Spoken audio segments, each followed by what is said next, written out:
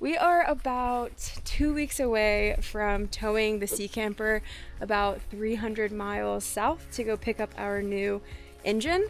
So it's been a little bit since we've done any updates on the boat, and not just because we haven't been with the project the entire time, but we are nearing the end of the SeaCamper renovation.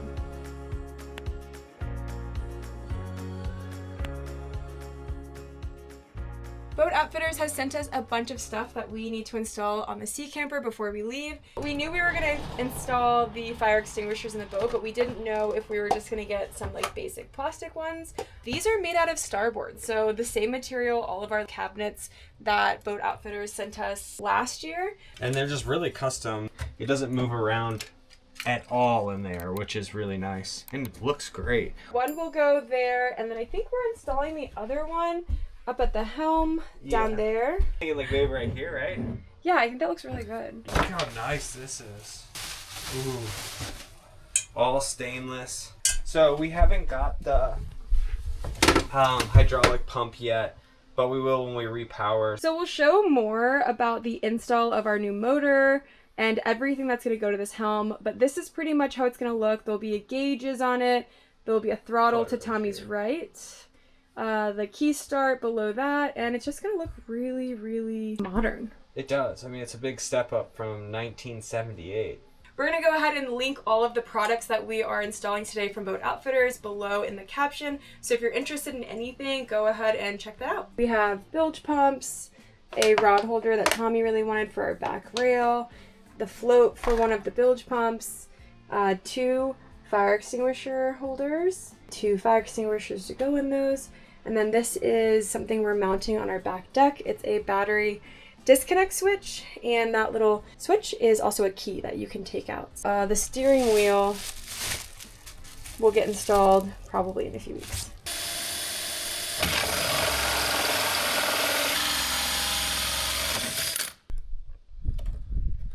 Oh yeah.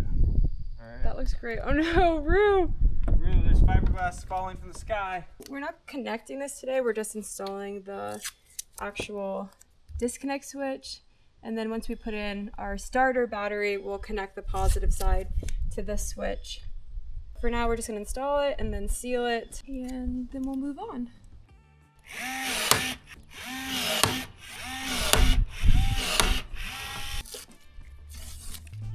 Key. Off. On. Which it'll be on most of the time. But since this is a boat that's also going to travel around like a camper, when we're on land, we can just have the starter battery for the motor off, and then we can always take the key. We also have this from Boat Outfitters, which is our little outdoor shower. Oh no. I didn't know I had that all over my hands. Oh, it's on the rag. Oh. And we never really showed that we installed this, but we did this like over this past winter. And it has such a long hose, so it can reach really all of the back deck. And it's connected to our water. Okay, so this is not how the bed pulls out fully, but so come up just a tad higher. Like there, you think? Here. Okay, let's install this. Okay. So it's 4 screws.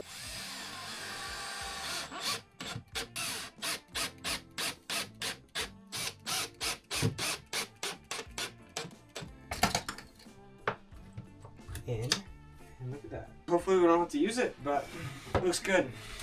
All right, let's do the next one. Yeah. Are we thinking angled or straight? Yeah, look over there.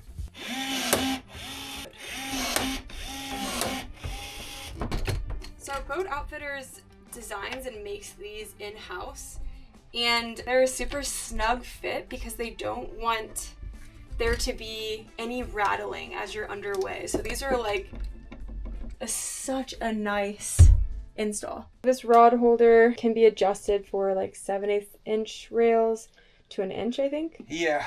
And I think ours are 7/8. Tommy's just adjusting that right now, and then we can test fit it. I'm interested to see where you're gonna put this. Oh, that's cool. Yeah, this is a really like heavy duty, nice rod holder. Yeah, it just has these inserts. This goes on here, bolts around your railing, tightens up.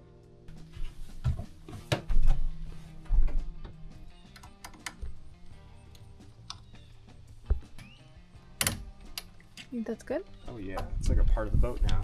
You guys also haven't met the new member to our family. That's Rue. Chill as a cucumber. Are you gonna come up here and hang out with us? Not today. Negative. Anyways, the propane was a super cool install that we thought of kind of last minute because we didn't want any propane in the old engine compartment. There's only 2 connections. There's one out here. One right here to the tank. And the other one is on the stove. So I'll have a monitor right under there. It's pretty good setup. These are the last things that we were going to install today. Instead, I think we're gonna hold off on installing the bilge pumps because there's just a few things that need to happen before these go in, and where they're located, they can easily be stepped on while we're trying to do other things. So let me just show you where we're installing our bilge pumps. So this is the old engine compartment. There used to be an IO on these boats originally. A previous owner did the whole outboard pod. So you're seeing kind of the brackets for that and the bolts that are holding the pod. So basically how we have it set up is this is the lowest part of the boat. So we're gonna have one bilge pump right here and one bilge pump right here. The one over here will be on a float that's attached to our house battery. The other one will be on the engine battery, and it'll be on a switch, so at the helm I'll be able to flip it on and off. Yeah, we'll have 2 fuel tanks here, gray tank. We're gonna have a sump pump set up right here. Our sink water and our shower water go into there and then get pumped up into our gray tank. And then we'll still be adding stuff, but there's a lot of room to continue to add stuff. And this was the last thing that we needed to install. It's this really beautiful stainless steel hook that gets really minimal when you close it.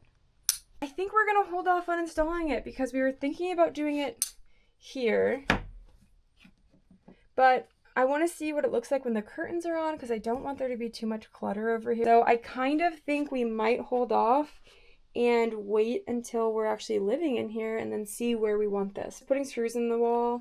If we don't like it, I gotta fix it. Sometimes you just have to live in it and see like exactly where you want things. Yeah, especially for little things like this. The curtains are gonna go on probably next couple days and we'll see what it looks like after that. But over the next couple of days, we're just getting ready to go weigh the boat for the first time. So we're gonna tow it maybe like 20 minutes away. It'll be the first time the SeaCamper has left the shop in 2 years. Crazy. Which is really crazy. And we are gonna bring you guys along for that. So we'll see you in a few days.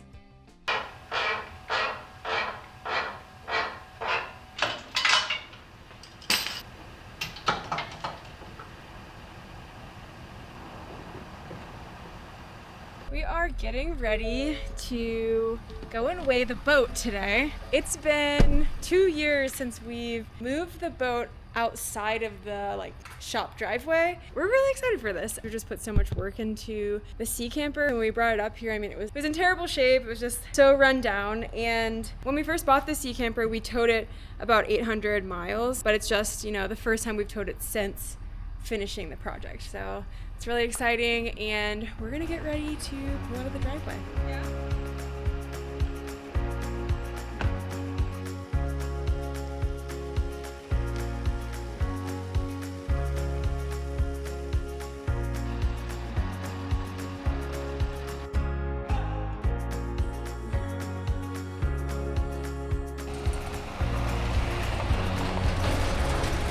How much do you think it's gonna weigh? I think it's gonna weigh 5,123 pounds. So at the scale, it'll say 7,123 pounds. And then once we get the boat in the water, we're going to go and weigh just the trailer so we can see exactly what the trailer weighs. This is my turn, so I gotta pay attention.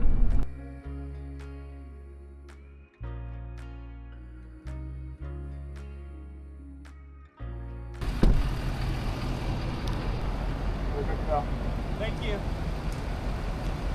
That's it? That's it. I'm gonna put it back on the truck and then we can pull off and I'll go inside.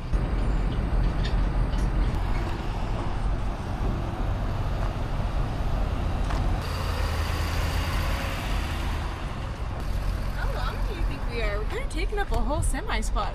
I know. And that's the next thing. We should measure how long we are completely hitched up. All right, I'm gonna go in and pay for this way. There you go. And I'll be right back. All right, the official numbers are in the boat is 7820. 7820. So that means it's 5,800 pounds just the boat. Well, if the trailer is just 2,000 pounds. So with the truck and the boat, guess how much we weigh? Your foot was on it. I'm gonna be in the truck. Yeah, but I'm just saying your foot was on the scale. I saw it. We're at 16,000 pounds. Whoa. So we're back at the shop and we have a few more things that we have to get done today. I'm gonna go check to see the inside to make sure everything didn't rattle loose. Yeah. Oh no, did that lock? Yeah. The table swiveled out. Oh, it did. We should probably take the table down to drive. Yeah, for sure. Everything else looks really good. The trash can we didn't lock. The bed we didn't lock. That seemed fine. It slid out a little bit. All right, this is great. Good job for our first travel day. We're really, really excited to show you guys and take you along with the journey of like repowering the boat and the first time we put it in and all the fun things. So stay tuned. We have a lot more fun stuff coming.